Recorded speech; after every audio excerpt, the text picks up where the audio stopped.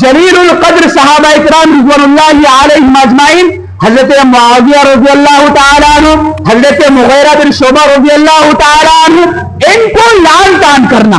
ان کو گالی گلوچ دینا، ان کے متعلق برے القاب پیش کرنا اور ان کی بات ان کے متعلق خصوصی طور پر جو باتیں عمومی طور پر بیان کی جاتی ہے ان باتوں کو ان کی طرف مخاطب کرنا، ان کی طرف منسوب کرنا، یہ دوسری چیز ہے جو عمومی طور پر اس ماہ محرم میں بیان کی جاتی ہے۔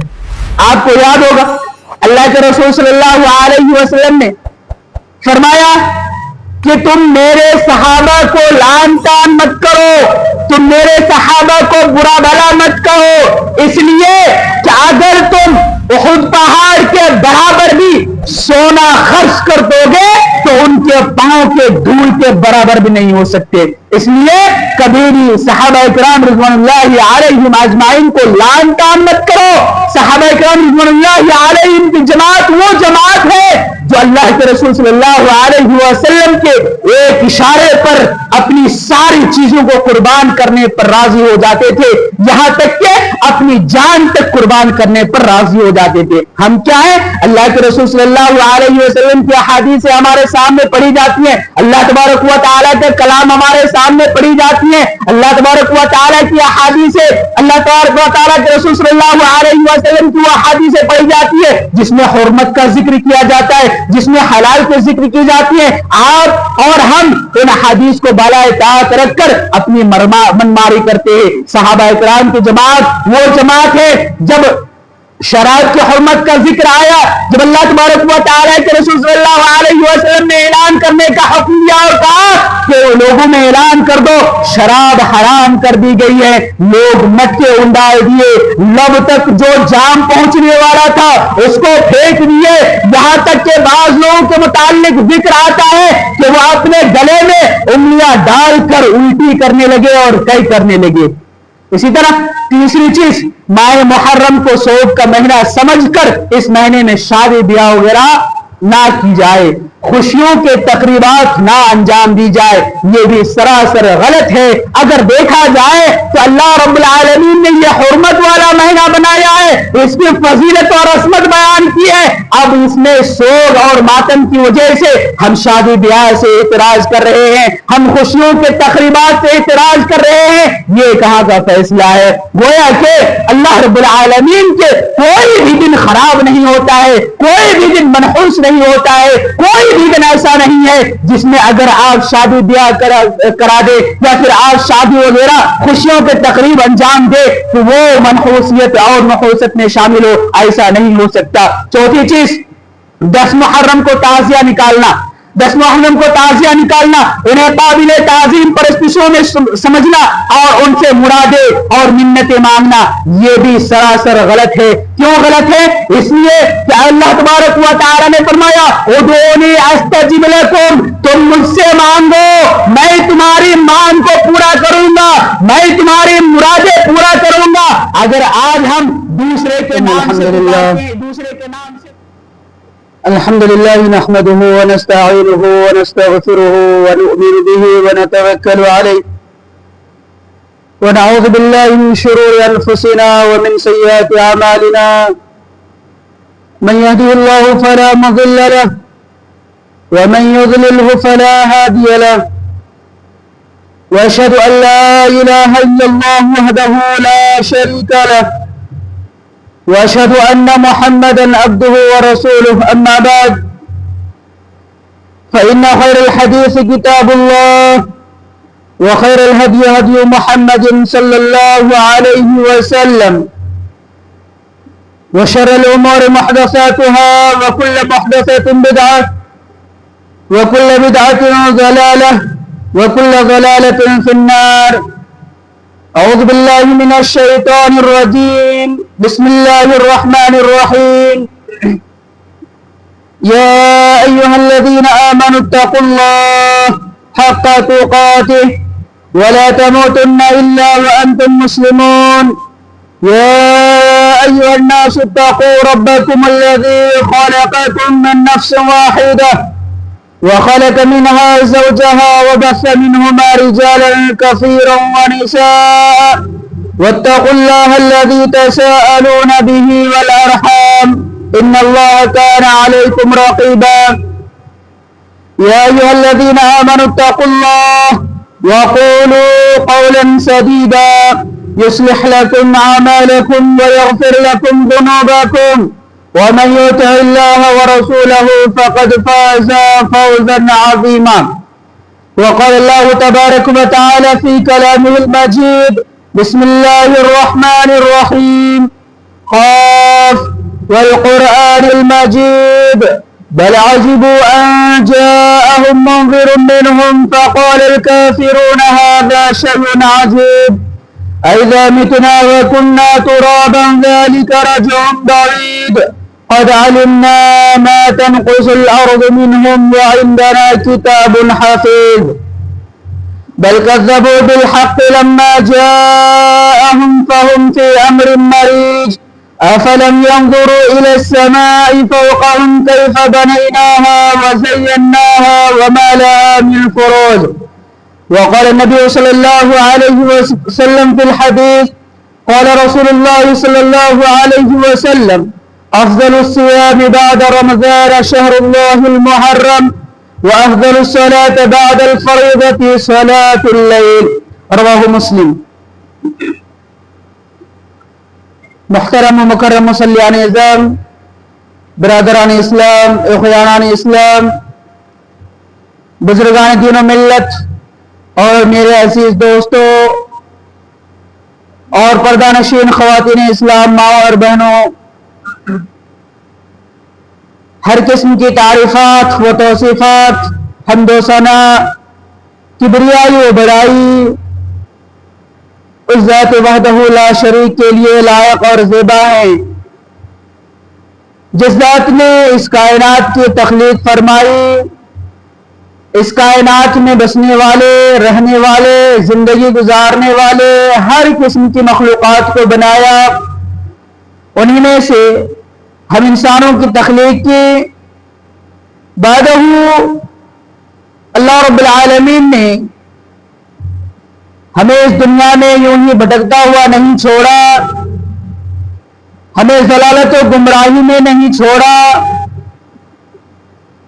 بلکہ ہمارے رشد و ہدایت کے لیے کامیابی و کامرانی کے لیے راہ ضلالت سے نکال کر صراط مستقیم پر لانے کے لیے اللہ رب العزت نے بارہا اپنے انبیاء اور رسول کو مبعوث کیا درود و سلام اللہ رب العالمین کے تمام انبیاء کرام پر اور خصوصاً آپ کے اور ہمارے آخری نبیوں کی آخری کڑی خاتم المرسلین جناب محمد مصطفیٰ صلی اللہ علیہ وسلم پر اللہم صلی علیہ وبارک وسلم تسلیما محترم حاضرین سامعین و سامعات حضرات گرامی اللہ رب العالمین کا بے پایا شکر و احسان ہے کہ اللہ تبارک و تعالی نے ہمیں ایک ایسا مہینہ عطا کیا جس سے ہم گزر رہے ہیں جسے محرم الحرام کہا جاتا ہے یہ ان 4 حرمت والوں مہینوں میں سے ایک ہے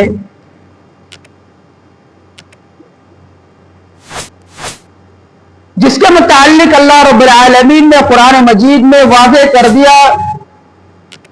کہ جب سے اللہ رب العالمین نے آسمان و زمین اور دنیا کو بنایا مہینوں کی تعداد 12 رکھی ان میں سے 4 حرمت والے مہینے اللہ رب العالمین نے مختص کر دیے ہیں احادیث میں ان کی فضیلتیں بھی بیان کی گئی ہیں ان کی عظمتیں بھی بیان کی گئی ہیں اور ان مہینوں میں جو بدعات و خرافات اور دوسرے رسومات کیے جاتے ہیں یہ بھی ہمارے سامنے واضح ہیں چنانچہ جو حدیث خطبہ مسنونہ کے بعد پڑھی گئی ہے اس میں اللہ کے رسول صلی اللہ علیہ وسلم نے اس ماہ محرم کی 10ویں تاریخ کے متعلق بیان کیا کہ اللہ کے رسول صلی اللہ علیہ وسلم نے افضل الصیام بعد رمضان شہر اللہ المحرم کہ رمضان کا مہینہ جس طرح فضیلتوں والا مہینہ ہے، برکتوں والا مہینہ ہے، رحمتوں والا مہینہ ہے، رمضان کے روزے کے بعد اگر کوئی دن کوئی روزہ اللہ رب العالمین کے سامنے اللہ رب العالمین کے پاس فضیلتوں والا ہے، زیادہ برکتوں والا ہے، زیادہ فضیلت والا ہے، وہ ہے رمضان کے بعد ماہ محرم کا روزہ۔ اب ماہ محرم کا روزہ، ماہ محرم کے مہینے میں کون سے روزے کے متعلق اللہ کے رسول صلی اللہ علیہ وسلم نے فرمایا؟ یوم عاشورہ، یعنی 10ویں محرم کا جو دن ہوتا ہے اس میں روزہ رکھا جاتا ہے، اور اس مہینے کے اس روزے کے متعلق اللہ کے رسول صلی اللہ علیہ وسلم نے اس کے فضیلت کے متعلق اللہ کے رسول صلی اللہ علیہ وسلم نے فرمایا کہ بعد رمضان کے بعد جو سب سے زیادہ فضیلتوں والا روزہ ہے، سب سے فضیلتوں والا مہینہ ہے، وہ ہے شہر اللہ المحرم، کہ اللہ رب العالمین کا مہینہ محرم کا مہینہ۔ پھر کہا وَأَفْضَلُ الصَّلَاةِ بَعْدَ الْفَرِيضَةِ، فرض نماز جس کی فضیلتیں ہم سنتے رہتے ہیں، جس کی فضیلتوں کے متعلق ہم قرآن اور احادیث کے متعدد نصوص سنتے رہتے ہیں، کہا اللہ کے رسول صلی اللہ علیہ وسلم نے وَأَفْضَلُ الصَّلَاةِ بَعْدَ الْفَرِيضَةِ، کہ فرض نمازوں کے بعد اگر کوئی نماز فضیلتوں والا ہے تو وہ ہے صلاۃ اللیل، یعنی رات کی نماز، جسے ہم تہجد کے نام سے موسوم کرتے ہیں، جسے ہم تہجد کے نام سے جانتے ہیں۔ یہ ماہ محرم فضیلتوں اور عظمتوں والا مہینہ ہے۔ اسی کے برعکس اس میں پائے جانے والے شیعہ کی ایجادات بھی موجود ہیں، جو کہ بدعات ہیں، خرافات ہیں، بہت سارے ایسی غیر شرعی روایات ہیں، غیر شرعی رسومات ہیں جس کا دین سے کوئی واسطہ نہیں ہے۔ میں انہیں چند رسموں اور روایتوں کو بتا کر کے انشاءاللہ جو یوم عاشورہ کا روزہ ہے ان کی فضیلت اور ان کی جو اجر ثواب ہے ان کو بیان کرنے کی کوشش کروں گا۔ سب سے پہلی چیز ہمیں یہ جان لینا چاہیے کہ یہ جو اتنے سارے رسومات، اتنے سارے بدعات، اتنے سارے خرافات ہیں، یہ اصل میں کب ایجاد ہوا اور ان کا موجد کون ہے، ان کا ایجاد کرنے والا کون ہے، اور یہ کب ایجاد ہوا؟ تاریخ کے واقعات اور تاریخی حیثیت سے معلوم ہوتا ہے کہ یہ جو جتنی بھی روایات پیش کی جاتی ہیں، جتنی بھی رسومات پیش کی جاتی ہیں، یہ جو ہے نا 4ویں صدی ہجری میں جو ہے نا ایجاد ہوا، 4ویں صدی ہجری میں، اور کہا جاتا ہے تعین کے ساتھ کہ 352 ہجری میں شیعہ ابن بویا نے یہ ایجاد کی۔ کس طرح ایجاد کیا؟ یہ اس وقت کا دارالحکومت اور یہ حاکم تھے، چنانچہ ان کے بس میں تھا کہ وہ اپنے معاشرے یا پھر اپنے علاقے یا پھر اپنے ریاست کو اپنے قابو میں، اپنے کنٹرول میں رکھتے تھے۔ چنانچہ انہوں نے پابندی لگائی کہ ماہ محرم میں اور خصوصی طور پر 1 سے لے کر 10ویں تاریخ تک 10 دنوں میں دکانیں بند کر دی جائے۔ قانون رائج کیا، دکانیں بند کر دی جائے، ماتمی لباس پہنا جائے، عمومی طور پر کالے کپڑے پہنے جائے، چہرہ نوچنے لگے، چہرہ کو نوچا جائے، اسی طرح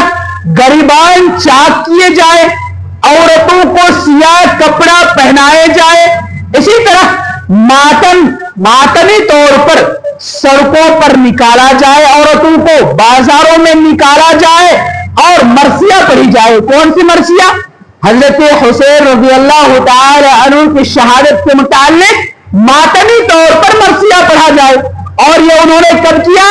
352 ہجری میں. 352 ہجری میں انہوں نے یہ آزاد کیا, یہ ایجاد کیا, اور تب سے لے کر اب تک یہ عمومی طور پر منایا جا رہا ہے. اور ان تمام چیزوں کو رائج کرنے والا راج کر کے چلا گیا, لیکن رائج شدہ چیزوں کو آج بھی لوگ بڑے ہی شوق سے مناتے ہیں اور بڑے ہی شوق سے انجام دیتے ہیں. آپ کو وہ حدیث یاد ہوگی یا پھر وہ حدیث معلوم ہوگی جس میں اللہ کے رسول صلی اللہ علیہ وسلم نے فرمایا, اگر تم میں سے کسی کے گھر میں کسی کے کوئی رشتہ دار کا انتقال ہوتا ہے, اہل و عیال میں سے کسی کا انتقال ہوتا ہے, تو انہیں 3 دن سے زیادہ سوگ منانے کی اجازت نہیں ہے. یہاں سوگ کی باتیں ہو رہی ہے, ماتم کی نہیں ہے. اور اس عورت کے لیے جس کے شوہر کا انتقال ہوا ہو, ان کے عدت کے متعلق 4 مہینہ 10 دن رکھا گیا. اب احادیث میں کہیں بھی آپ کو یہ نہیں ملے گا کہ آپ ماتم ہر سال مناؤ, آپ ماتم ہر سال مناؤ یا پھر یوم وفات ہر سال مناؤ, آپ کو کہیں نہیں ملے گا. صحابہ اکرام نے آپ صلی اللہ علیہ وسلم کے چچا حضرت حمزہ رضی اللہ تعالی عنہ جنگ بدر میں انتقال ہو گئے, شہید کر دیے گئے. اسی طرح بڑے بڑے کبار صحابہ اکرام رضوان اللہ علیہم اجمعین آپ صلی اللہ علیہ وسلم کے زندگی میں شہید کر دیے گئے. کوئی بھی آپ کے ان لوگوں کے شہادت پر کوئی بھی ہر سال ماتم نہیں منایا, کوئی بھی سوگ نہیں منایا. ہاں, غمزدہ ہونا چاہیے کہ اللہ کے رسول صلی اللہ علیہ وسلم کے صحابہ اکرام رضوان اللہ علیہم کو شہید کر دیا گیا. اللہ کے رسول صلی اللہ علیہ وسلم کے صحابہ اکرام رضوان اللہ علیہم اجمعین شہید ہو گئے, لیکن سوگ اور ماتم کے طور پر اتنی ساری چیزیں, یہ واہیات قسم کی روایات, یہ تمام کی تمام چیزیں, تمام کی تمام رسومات کیا ہیں؟ شرعی لحاظ سے کوئی بھی ان کا ثبوت نہیں ہے. اسی طرح اگر ہم دیکھیں تو یہ جو رسومات ہیں وہ کون کون سی رسومات ہیں, کون کون سی چیزیں ہیں جو کہ آج بھی رائج ہے. عمومی طور پر میں چند چیزوں کو بیان کروں گا. پہلی چیز, شیعہ کی طرح واقعہ کربلا کا جو واقعہ ہے اس میں مبالغہ آرائی کرنا, اس کو بڑھا چڑھا کر بیان کرنا اور لوگوں کو رونے پر مجبور کر دینا. ایک مجلس قائم کرنا, اس مجلس میں واقعہ کربلا کو عمومی طور پر اور بڑی ہی بڑھا چڑھا کر ترغیب کے ساتھ بیان کرنا تاکہ لوگوں کے دلوں میں اس کا اثر پیدا ہو جائے اور اسے رنگین بنا کر پیش کرنا, یہ سب سے پہلا رسم اور سب سے پہلا خرافات میں سے پہلا خرافات ہے. دوسری چیز, حضرت حسین رضی اللہ تعالی عنہ اور حضرت یزید رضی اللہ تعالی عنہ کے بحث کے ضمن میں جلیل القدر صحابہ اکرام رضوان اللہ علیہم اجمعین, حضرت معاویہ رضی اللہ تعالی عنہ, حضرت مغیرہ بن شعبہ رضی اللہ تعالی عنہ, ان کو لعن طعن کرنا, ان کو گالی گلوچ دینا, ان کے متعلق برے القاب پیش کرنا اور ان کی بات ان کے متعلق خصوصی طور پر جو باتیں عمومی طور پر بیان کی جاتی ہے ان باتوں کو ان کی طرف مخاطب کرنا, ان کی طرف منسوب کرنا, یہ دوسری چیز ہے جو عمومی طور پر اس ماہ محرم میں بیان کی جاتی ہے. آپ کو یاد ہوگا اللہ کے رسول صلی اللہ علیہ وسلم نے فرمایا کہ تم میرے صحابہ کو لعن طعن مت کرو, تم میرے صحابہ کو برا بھلا مت کہو, اس لیے کہ اگر تم احد پہاڑ کے برابر بھی سونا خرچ کر دو گے تو ان کے پاؤں کے دھول کے برابر بھی نہیں ہو سکتے. اس لیے کبھی بھی صحابہ اکرام رضوان اللہ علیہم اجمعین کو لعن طعن مت کرو. صحابہ اکرام رضوان اللہ علیہم کی جماعت وہ جماعت ہے جو اللہ کے رسول صلی اللہ علیہ وسلم کے ایک اشارے پر اپنی ساری چیزوں کو قربان کرنے پر راضی ہو جاتے تھے، یہاں تک کہ اپنی جان تک قربان کرنے پر راضی ہو جاتے تھے۔ ہم کیا ہیں؟ اللہ کے رسول صلی اللہ علیہ وسلم کی احادیث ہمارے سامنے پڑھی جاتی ہیں، اللہ تبارک و تعالیٰ کے کلام ہمارے سامنے پڑھی جاتی ہیں، اللہ تبارک و تعالیٰ کی احادیث، اللہ تبارک و تعالیٰ کے رسول صلی اللہ علیہ وسلم کی وہ احادیث پڑھی جاتی ہے جس میں حرمت کا ذکر کیا جاتا ہے، جس میں حلال کے ذکر کی جاتی ہے۔ آپ اور ہم ان حدیث کو بالائے طاعت رکھ کر اپنی منماری کرتے ہیں۔ صحابہ کرام کی جماعت وہ جماعت ہے جب شراب کی حرمت کا ذکر آیا، جب اللہ تبارک و تعالیٰ کے رسول صلی اللہ علیہ وسلم نے اعلان کرنے کا حکم دیا اور کہا کہ لوگوں میں اعلان کر دو شراب حرام کر دی گئی ہے، لوگ مٹکے انداز دیے، لب تک جو جام پہنچنے والا تھا اس کو پھینک دیے، یہاں تک کہ بعض لوگوں کے متعلق ذکر آتا ہے کہ وہ اپنے گلے میں انگلیاں ڈال کر الٹی کرنے لگے اور کئی کرنے لگے۔ اسی طرح تیسری چیز، ماہ محرم کو سوگ کا مہینہ سمجھ کر اس مہینے میں شادی بیاہ وغیرہ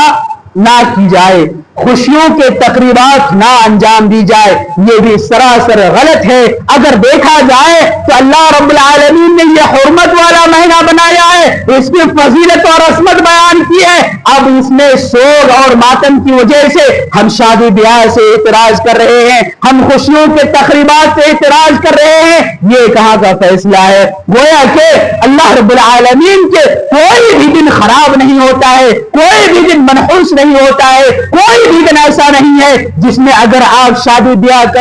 کرا دے یا پھر آپ شادی وغیرہ خوشیوں کے تقریب انجام دے تو وہ منحوسیت اور نحوست میں شامل ہو، ایسا نہیں ہو سکتا۔ چوتھی چیز،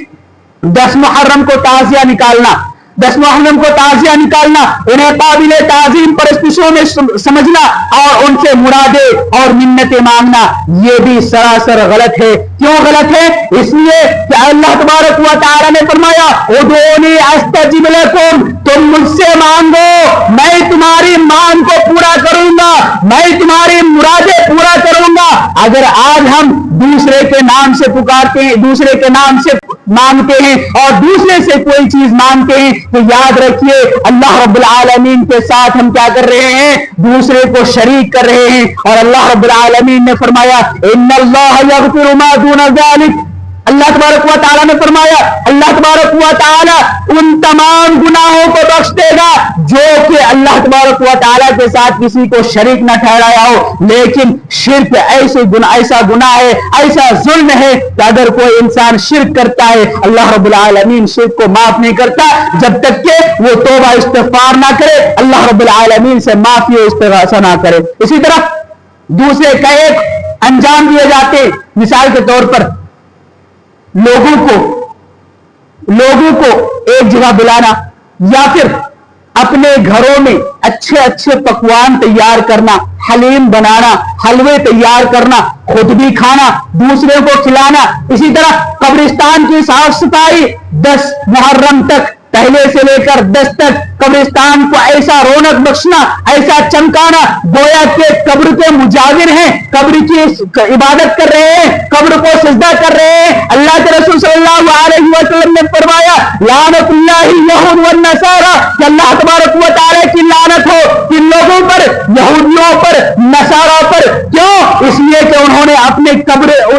نے اپنے انبیاء کے قبروں کو مساجد کے طور پر بنا لیا ہے، مسجود سجدہ گاہ بنا لیا ہے، اور اللہ کے رسول صلی اللہ علیہ وسلم نے فرمایا مجھے ڈر ہے کہ میرے بعد تم میرے قبر کو سجدہ گاہ نہ بنا لو۔ لعنت کیا اللہ کے رسول صلی اللہ علیہ وسلم نے۔ ہاں، قبرستان جانا منع نہیں کیا اللہ کے رسول صلی اللہ علیہ وسلم نے، کہا کہ زوروا فی القبور، قبرستان کی زیارت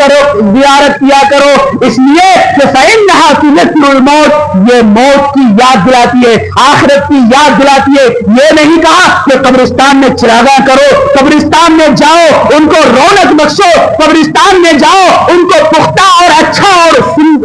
خوبصورت بنا کر پیش کرو، اور کبھی بھی اللہ کے رسول صلی اللہ علیہ وسلم نے یہ نہیں کہا کہ عید کے دن جاؤ، بقرعید کے دن جاؤ، یا پھر محرم کے 10ویں تاریخ کو جاؤ، یا محرم کے پہلے تاریخ سے لے کر 10 تاریخ تک جاؤ، ایسا اللہ کے رسول صلی اللہ علیہ وسلم نے کبھی نہیں کہا۔ گویا کہ قبرستان جانا اور قبرستان جانے کا جو قبرستان جانے کا جو فائدہ ہے وہ یہ ہے کہ اگر آپ قبرستان جاتے ہیں، مردوں کو دیکھیں گے، مردے کی قبروں کو دیکھیں گے، آپ کو آخرت کی یاد آئے گی، آپ آخرت کو یاد کریں گے، آپ کو موت کی یاد آئے گی۔ اور یاد رکھیے، اگر کوئی انسان فکر آخرت کر لیتا ہے، موت کو یاد کر لیتا ہے، تو وہ انسان کبھی بھی گمراہ نہیں ہوگا، کبھی بھی وہ انسان اللہ رب العالمین کے خلاف ورزی نہیں کرے گا، کبھی بھی وہ انسان اللہ تبارک و تعالیٰ کی مخالفت نہیں کرے گا، کبھی بھی گناہ کا کام نہیں کرے گا۔ یہ ساری چیزیں، ان تمام چیزوں کا اسلام سے کوئی واسطہ نہیں، ان تمام چیزوں کا اسلام سے کوئی سروکار نہیں، اور واقعہ کربلا سے تو ان کا کوسوں دور تک ان کا کوئی سروکار نہیں، ان کا کوئی تعلق نہیں ہے۔ ان تمام چیزوں سے ایک انسان کو بچتے بچاتے ہوئے ان دنوں میں زیادہ سے زیادہ نمازیں پڑھنی چاہیے، زیادہ سے زیادہ نفلی روزے رکھنی چاہیے، زیادہ سے زیادہ صدقہ و خیرات کرنی چاہیے، زیادہ سے زیادہ قرآن کی تلاوتیں کرنی چاہیے۔ ان تمام چیزوں کو چھوڑ کر ہم کیا کرتے ہیں؟ جلوس نکالتے ہیں، جس سے لوگوں کو تکلیف ہوتی ہے، جس سے اگر ہم کھیت کھلیان سے نکل رہے ہیں، کسانوں کو تکلیف ہوتی ہے، ان کا کھیت نیست و نابود ہو جاتا ہے، برباد ہو جاتا ہے۔ اگر ہم آگ کی آتش بازی کرتے ہیں، لوگوں کو تکلیف ہوتی ہے اور خود بھی تکلیف ہوتی ہے۔ آگ کے انگاروں پر چلنا یہ کہاں کی عقل مندی ہے بھائی؟ آگ کے انگاروں پر چلنا اللہ تبارک و تعالی اور اللہ کے رسول صلی اللہ علیہ وسلم کے دین کے بالکل مخالف ہے۔ اگر آپ آگ کے انگاروں پر چلتے ہیں، قبر کے پاس جا کر قبر کے پاس جاتے ہیں، ان کو سجاتے ہیں، ان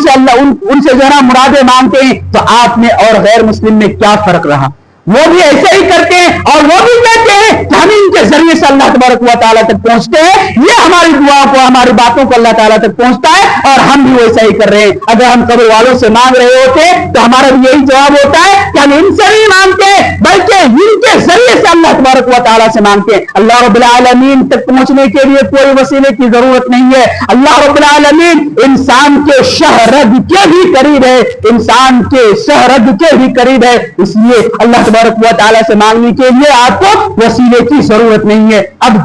دو چار منٹ میں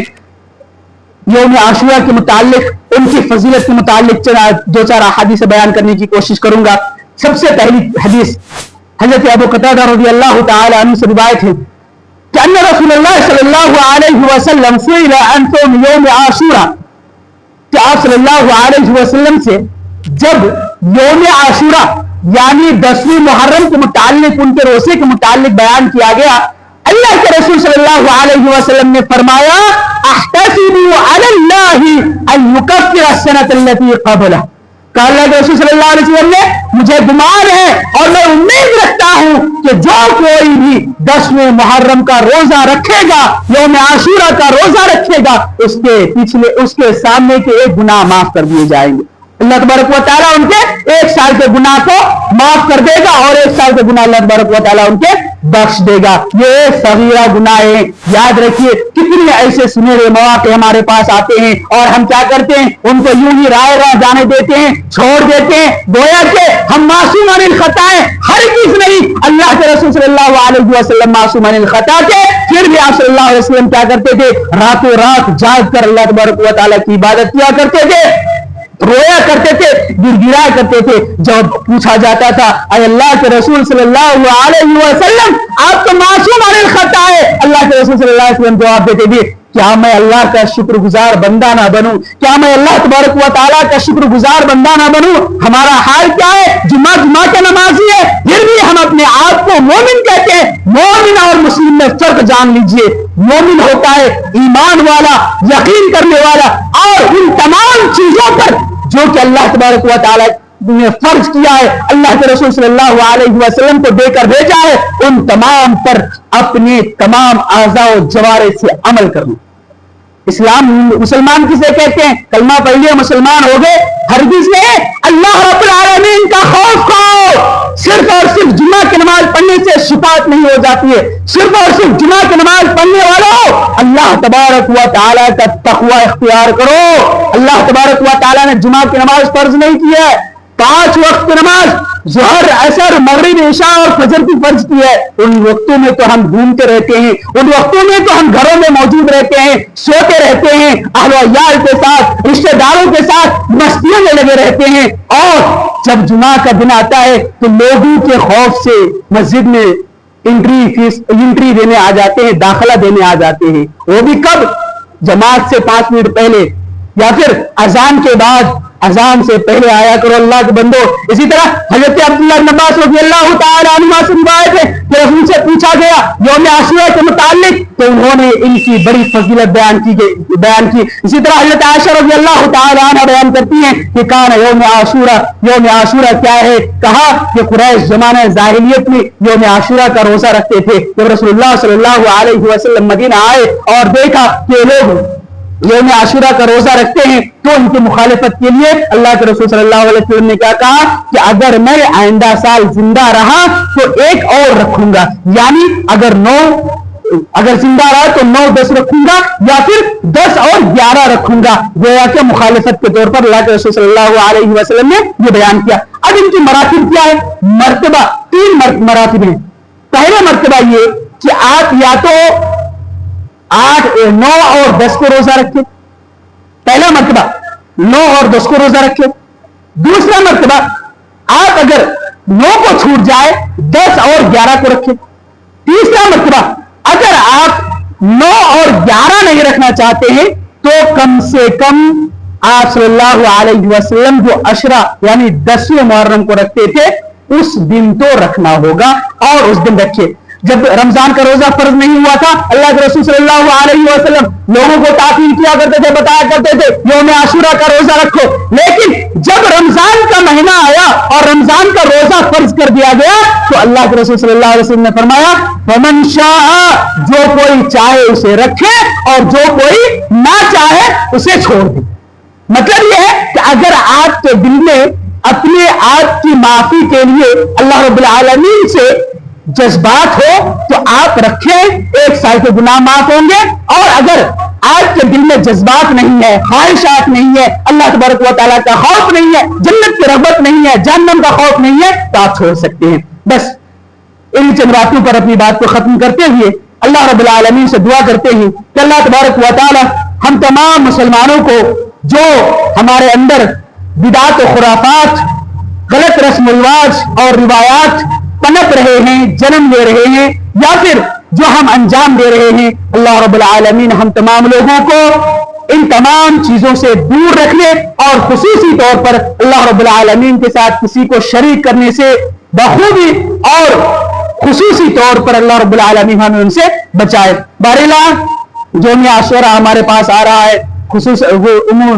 गालिबन जुमा का दिन है। अल्लाह रब्बुल आलमीन हम तमाम लोगों को इस एक दिन, और अगर हमारे दिलों के अंदर जज्बा हो तो अल्लाह रब्बुल आलमीन हमें 2 दिन रोजा रखने की तौफीक अता फरमा। बारे इलाहा जो तू हमें जब तक इस दुनिया में जिंदा रख, हमें खैर के कामों में जिंदा रख, हमें शरीयत इस्लामिया का पाबंद बनाकर जिंदा रख, और जब हमारा खात्मा हो तो खात्मा बिल खैर हो। आमीन। वमा अलैना इल्लल बलागुल मुबीन।